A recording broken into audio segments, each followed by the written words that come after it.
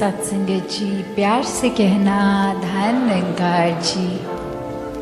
आज यहाँ इस रूप में जो ये सत्संग में हर एक ने संतों के वचनों को श्रवण किया, ये भाव मन के कि कैसे जीवन में ये निराकार दातार इसको भी हर समय जीवन में पहले एक एहसास बनाने के लिए ब्रह्म ज्ञान लेकर इसको पहचान कर फिर श्रद्धा, विश्वास, भक्ति भरा जीवन और मन को हर पल इसी के साथ स्थिर रखने के भाव, भक्तों के जीवन से ये जो शिक्षाएं मिली, ये कोई सिर्फ आज सत्संग के समय के ये टाइम तक की नहीं है, ये तो जीवन भर के लिए है कि कैसे अपने जीवन में ये सुधार ला सकें। कैसे आज अनेकों संतों ने समझाया और युगों से संत समझाते हैं कि भक्ति एक प्यार की बात है, ये भक्त और भगवान के रिश्ते की है। कैसे अपनी भक्ति को और मजबूत करें, एक भक्ति जो इस परमात्मा के दर्शन साक्षात हर समय करते हुए की हो।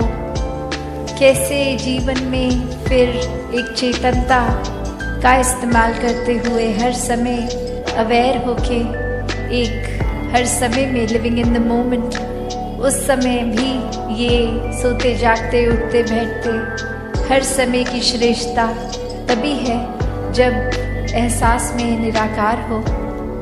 ये जो मिडिल पाथ, ये मध्य मार्ग की भी बात, और कैसे अपने जीवन को बैलेंस रखना है, जहाँ ये ब्रह्म ज्ञान रूप तो आ गया और अपने जीवन में कर्मों को भी एक वो बैलेंसिंग फैक्टर साथ कि जब तक ये ज्ञान वाकई ही जीवन में नहीं ढलता तब तक वो भी ज्ञान, ब्रह्म ज्ञान किसी भी काम का नहीं और जीवन के हर पल में है, तो वाकई ही ये संगम बहुत ही सुनहरा।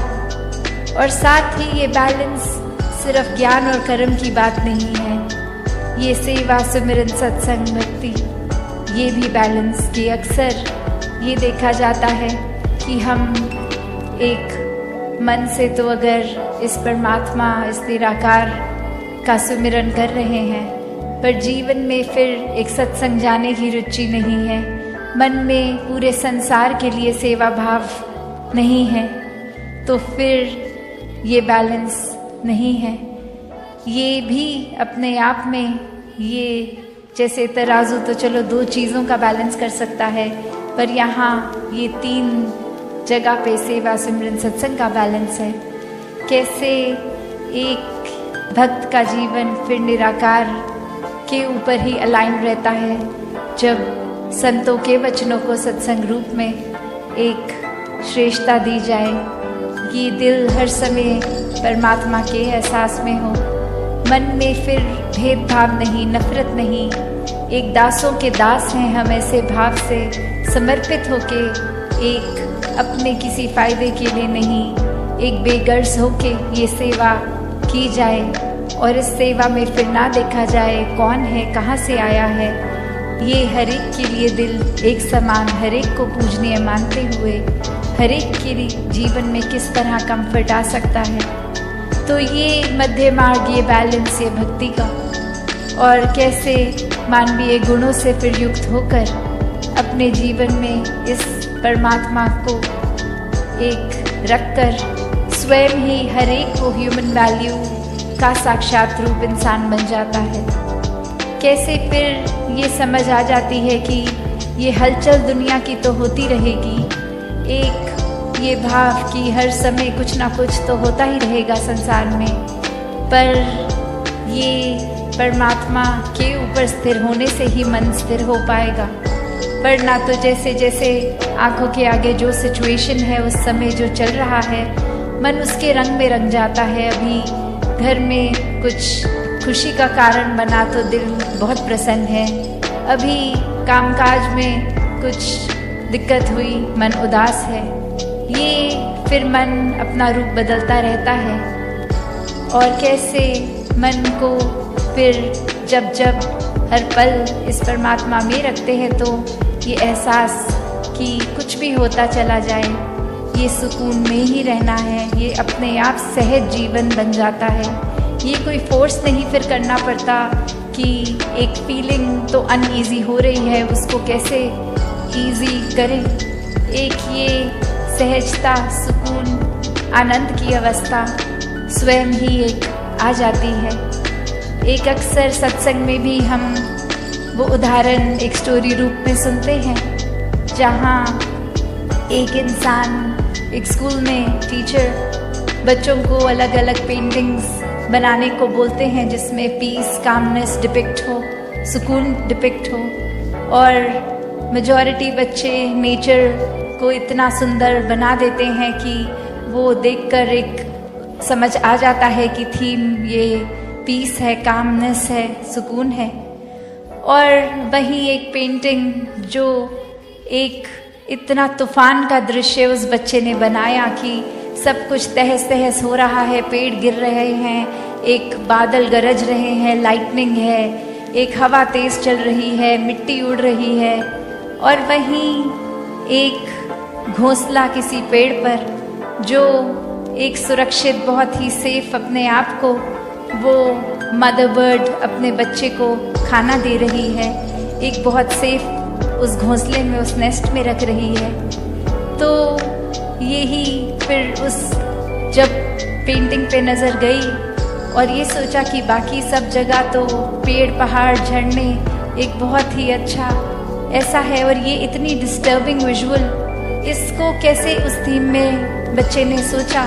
और वो बच्चा फिर यही बताता है कि जिस तरह इस परमात्मा ने हमारे जीवन में भी उथल पुथल, हर समय के अनुसार हर पल में कुछ अलग रंग, तो ऐसे ही जीवन में ज़रूर ये तूफान भी आएंगे। हर समय तो हमें अपने हिसाब से, अपने मुताबिक हर सिचुएशन एक उस तरह तो नहीं मिलेगी, पर हाँ ये सुकून उस समय भी, जिस तरह ये माँ को उस समय और कुछ नहीं पड़ी थी कि आंधी आ रही है कि नहीं, बस था कि ये मेरा घर, मेरा बच्चा, ये सुरक्षित कैसे मैं रखूं, ये हवा से कोई लेना देना नहीं। एक पहले ही घोंसला उस तरह बना लिया कि वो विंड फैक्टर अफेक्ट ही ना करे, और बस वो उतनी एक हबड़ा दबड़ी के माहौल में भी, एक डिस्कम्फर्ट के माहौल में भी एक कंफर्ट ही दर्शा रहा है। तो बात वही कि जिन्होंने इस परमात्मा पे उस तरह विश्वास रखा, पहले देखकर, पहले जीवन में एहसास करके, हर पल जब दर्शन करते हुए, फिर ये पता होता है कि ये सिचुएशंस तो एक हमारे मुताबिक अच्छी हों या बुरी हों, पर ये बहुत ही एक उचित, ये बेस्ट है, क्योंकि ये खुद ही परमात्मा जीवन इस तरह चला रहा है। कैसे एक अक्सर ख्याल भी आते जाते रहते हैं, तो यही संत समझाते हैं कि अगर कोई बहुत नेगेटिव ख्याल आया भी तो उसी समय इस परमात्मा का एहसास कर ले, तो वो उस तरह जैसे एक पानी में, अगर कीचड़ में अगर हम जाएं तो अगर उस पर कूदेंगे तो मिट्टी हमारे ऊपर आ जाएगी, पर थोड़ी देर अगर हम वो स्टैग्नेटेड उसको रखें, उसको हलचल ना करें उस पानी में, तो खुद ही वो सेडिमेंट्स उसके मिट्टी के नीचे सेटल हो जाएंगे और वो साफ़ पानी ही ऊपर होगा। और वो किसी किसी कंडीशन में तो इतना साफ़ हो जाता है कि वो पानी फिर पीने लायक तक बन जाता है।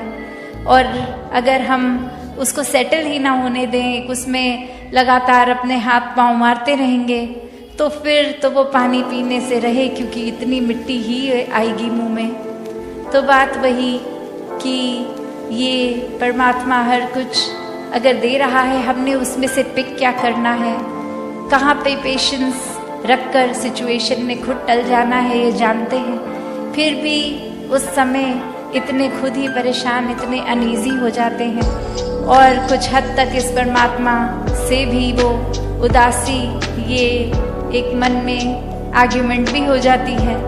कैसे हर कोई चीज़ हमें अपने मुताबिक ही हर समय चाहिए। तो बात वही कि कैसे एक जो चीज़ है, चाहे वो कोई सिचुएशन हो, किसी के शब्द हों, वो भी दिल पे ऐसे घर कर जाते हैं। और कभी अगर हम खुद ही किसी वजह से परेशान फील कर रहे हैं तो अक्सर जाने अनजाने में औरों तक फिर वो अपना चिड़चिड़ापन होने के कारण ये शब्द भी खराब बोल देंगे। व्यवहार, ये बिहेवियर भी हमारा हर एक के प्रति खराब होता जाता है। तो संतों ने तो ऐसे समझाया कि अपने हर समय को उस तरह ही जिए कि ये पल अभी है, इसने भी टल जाना है। चाहे ये खुशी का पल है या दुख की घड़ी है, हर एक ने आना और जाना है। कोई भी नेगेटिव सिचुएशन हो, पल हो, उसमें अगर हम अपना मन टिका लेंगे तो फिर आजकल जैसे इतना सुनने में भी साइकोलॉजी की फील्ड में आ रहा है कि ये डिप्रेशन और इतनी सारी चीज़ें, ये तो अब कोई उम्र की भी मोहताज नहीं रही। बच्चों से लेके बुज़ुर्गों तक हर तरीके से ये स्ट्रेस इतना अफेक्ट कर रहा है। ये एक नेगेटिव लूप में हर कोई फिर डाउनवर्ड स्पाइरल जैसे बोलते हैं कि दलदल में जैसे हम होते हैं तो वो अपने आप ही मिट्टी अंदर और हमें धंसाती रहती है, खींचती रहती है मैग्नेट की तरह। तो बात वही, एक भी अगर नेगेटिव थॉट है वो फिर देर नहीं लगेगी उससे जुड़ा हुआ अगला अगला अगला, और ऐसे ही एक बस नेगेटिविटी से खुद को घेर लेंगे। जबकि वहीं वो पहला नेगेटिव ख्याल आते ही अगर उस समय भी परमात्मा को याद रखेंगे तो वो लूप वहीं एक तरह से वो कड़ी वहीं कट जाती है, फिर वो चेन नहीं बनती। और उसी समय फिर इस परमात्मा के एहसास में आते हैं तो वो यात्रा शिकवे से शुक्राने की बन जाती है। एक कंप्लेंट्स वहीं ख़त्म और यह समझ आता है कि परमात्मा ने जो भी बख्शा है वो हमारी बेहतरी के लिए है। ये ग्रैटिट्यूड की भी आज जो बात सत्संग में हो रही थी, शुक्राना भाव अगर होगा तो वाकई ही एक जीवन बहुत ही एक पॉजिटिव तरीके से जिया जाएगा। एक अपना बोझ जो है वो भी फिर भारी नहीं लगता, क्योंकि पता है ये बोझ हमारे कंधे पे आने से पहले तो परमात्मा में है, तो ये फिक्र ही नहीं है। एक बस परमात्मा में मन लगा हुआ है। एक भेदभाव हर एक के प्रति ख़त्म, नफ़रतों के कारण ख़त्म, एक दूसरे के प्रति सिर्फ प्यार सत्कार, बोली भाषा में सिर्फ विनम्रता। ऐसे न जाने कितने एक दैवीय गुण जीवन में हर पल स्वयं ही आ जाते हैं और फिर ये जीवन वाकई ही एक वरदान रूप बन जाता है।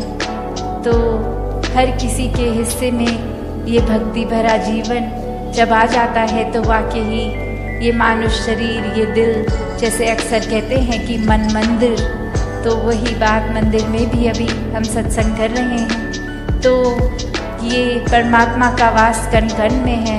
चाहे विशालता बन गए, चाहे अनेकों गुण जो भी हैं वो बनते जाएंगे तो जीवन भर वो स्वभाव में भी टिकेगा।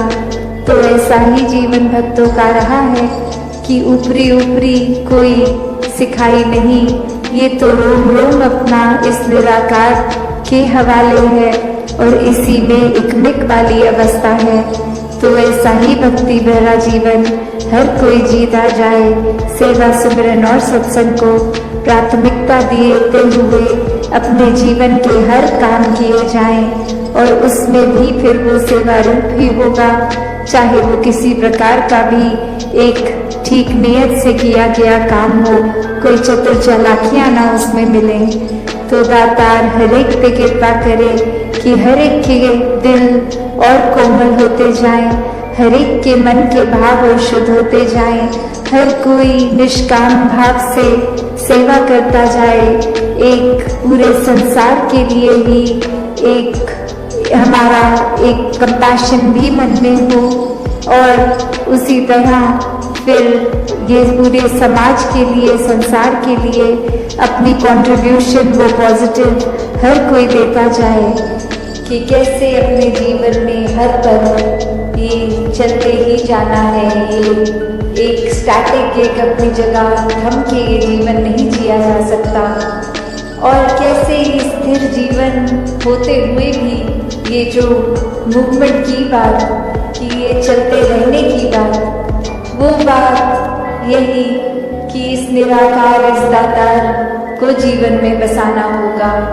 इसको जानकर इसको मन में हर समय जो बसा देते हैं, उन्हीं का जीवन फिर एक उस पेड़ की तरह जिसकी जड़ें इतनी मजबूत कि अपनी जगह पे तूफान आने पे भी स्थिर, और फिर भी वो एक नदी की तरह बहते रहना, चलते रहना इसी निराकार में। तो ऐसे जीवन को संत हमेशा जी कर दिखाते हैं कि कैसे कोई भी सिचुएशन हमें उस तरह से उनके काबू में नहीं आता। एक भक्त तो बस इस निराकार के ही रंग में होता है, और फिर चाहे कुछ भी आसपास चल रहा हो, ये एक बेपरवाह मन की तरह ये हमेशा निराकार में रमता हुआ हर सिचुएशन को आराम से भक्त निकाल लेता है।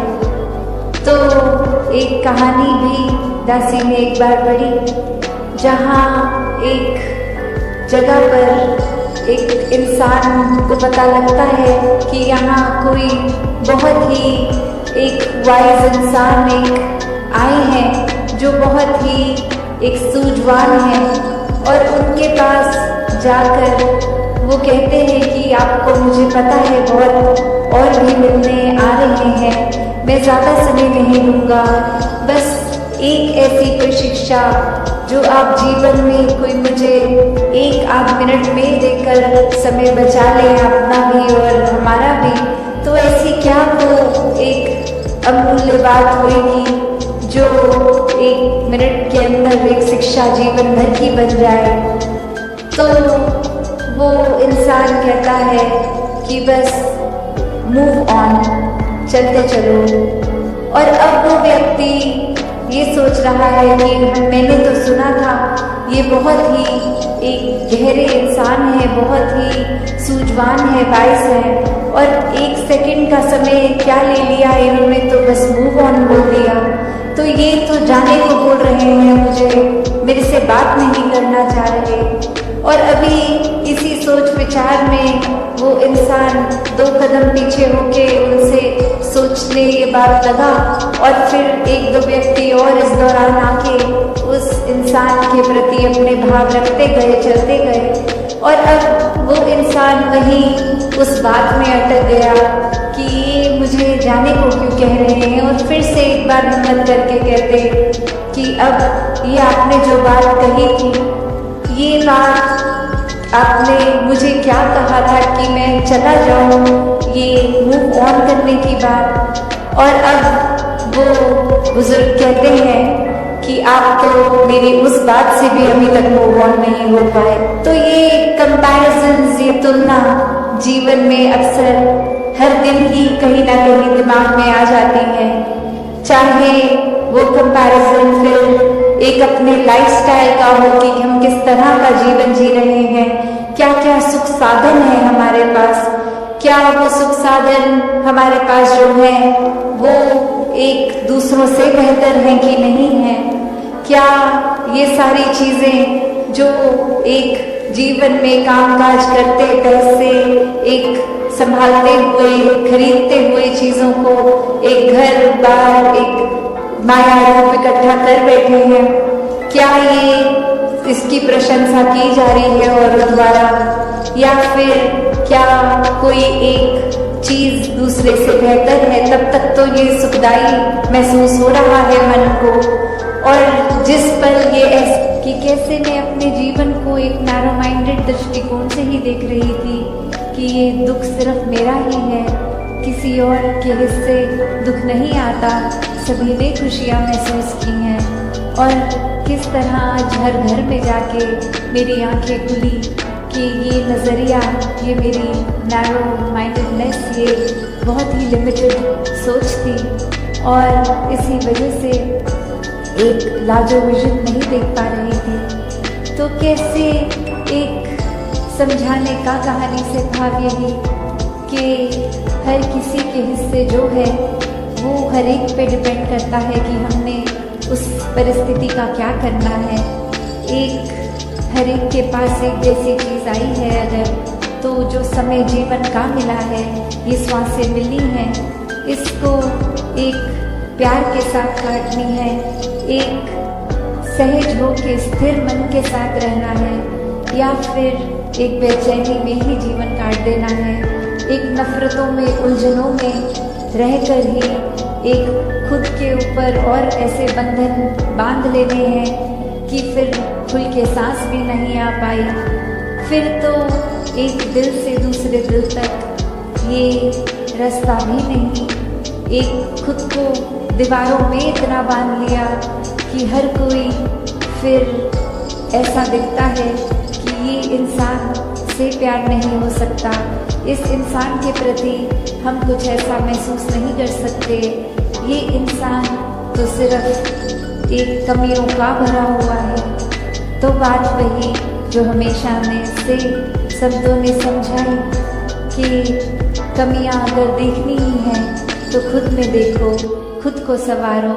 और साथ संगत जी, प्यार से कहना था निरंकार जी। साथ संगत जी, आशा करता हूँ निरंकार प्रभु कृपा से आप सभी अच्छे हो गए, स्वस्थ हो गए। साथ संगत जी, आप जी के चरणों में बहुत ही सुंदर प्रेरणादायक कहानी विचार, जिसका विषय है कि गुरु की महिमा गाने से ही किस्मत बदलती है। तो साथ संगत जी, आशा है प्रवान करें और ध्यान से सुने। साथ संगत जी कहते हैं, जीवन में भाग्य बदलना हो तो कर्म बदलना पड़ता है, और कर्म बदलने की ताकत केवल सही दिशा में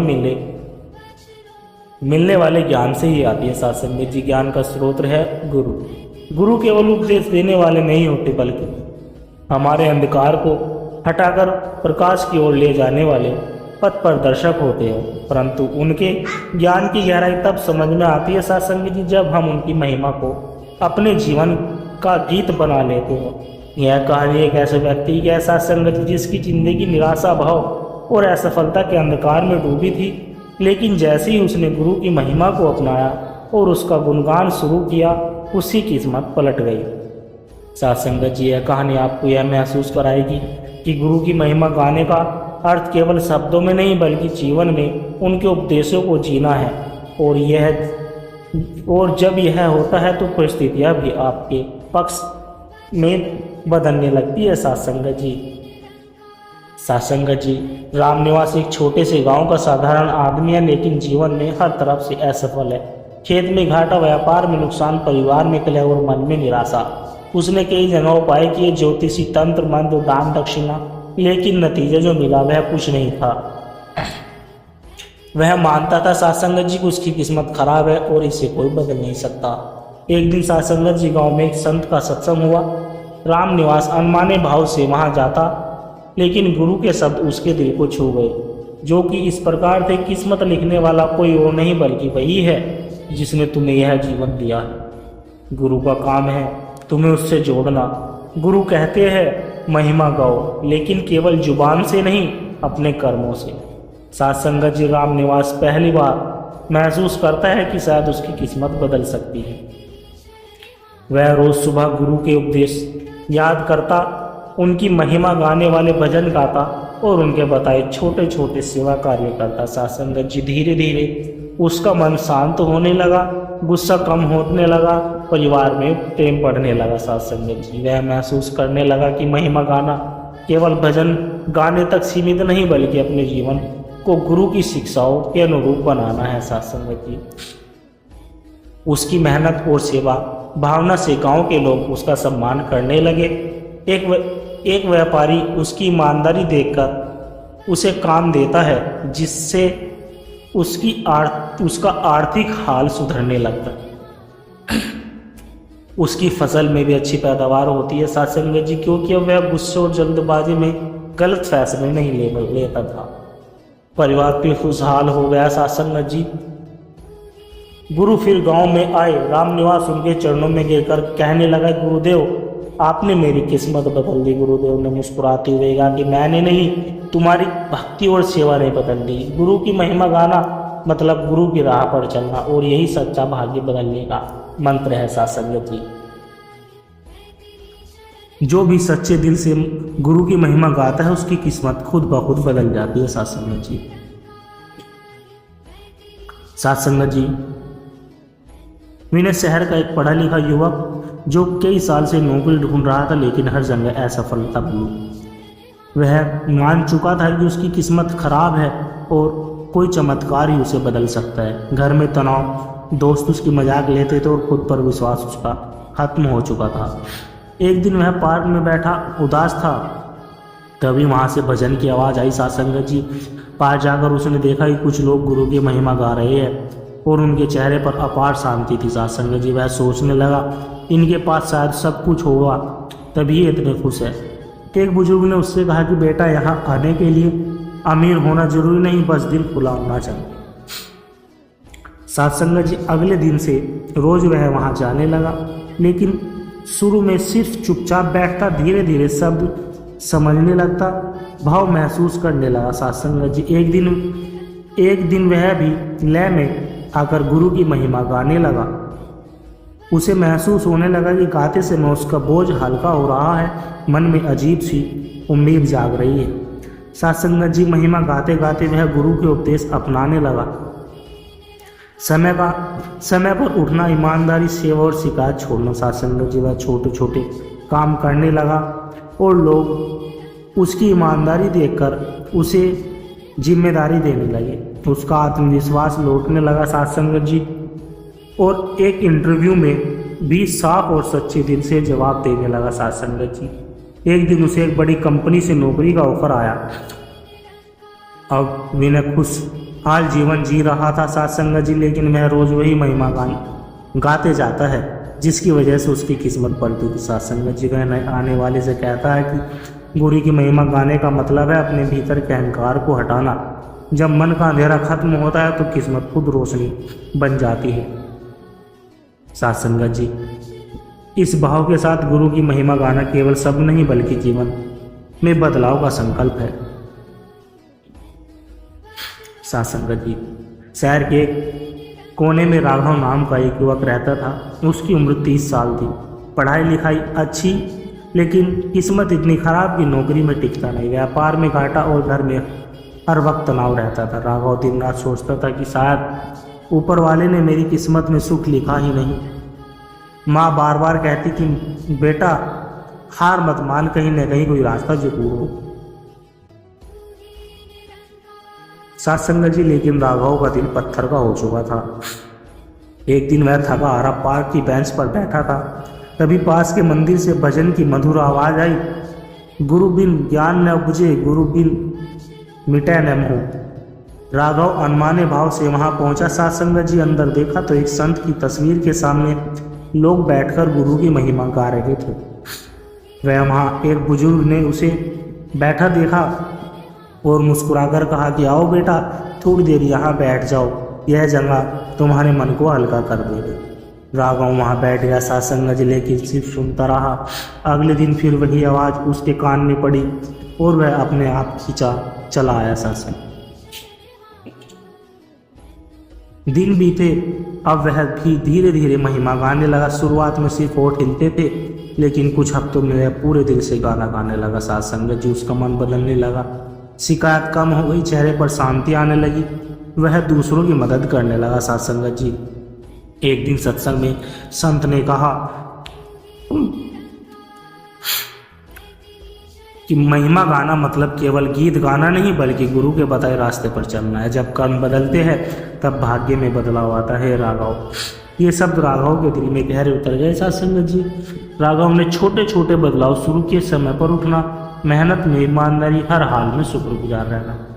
एक दिन मोहल्ले में किसी को मदद की जरूरत थी। सत्संग जी उसने बिना सोचे पूरी मदद की। यह देखकर एक व्यापारी ने उसे अपनी दुकान संभालने का ऑफर दिया। राघव की मेहनत और ईमानदारी से दुकान चमक उठी। कुछ महीनों में उसने खुद का छोटा बिजनेस शुरू किया।